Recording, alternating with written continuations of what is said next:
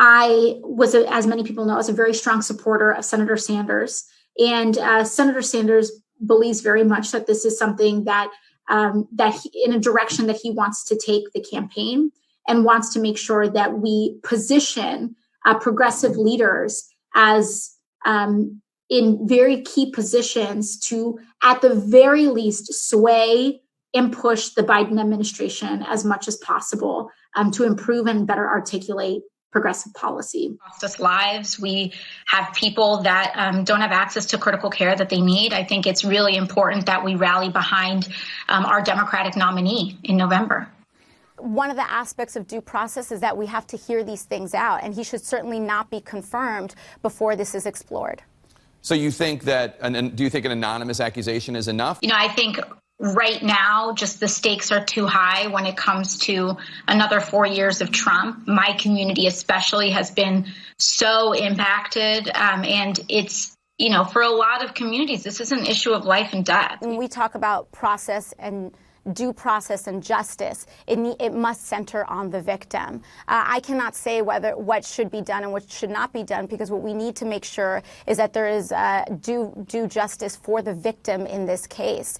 A lot of that depends on if she wants to come forward, if she chooses to remain anonymous. Essentially, the choice that I had was, do I say yes to this in order to get on the table and essentially try to voice people's concerns in this and to let those concerns be known? Or do I say no and walk away and just not be part of this process whatsoever? And I think there are legitimate arguments to be made on either end. But ultimately, one, I was, as many people know, I was a very strong supporter of Senator Sanders. And Senator Sanders believes very much that this is something that in a direction that he wants to take the campaign, and wants to make sure that we position progressive leaders as in very key positions to, at the very least, sway and push the Biden administration as much as possible to improve and better articulate progressive policy.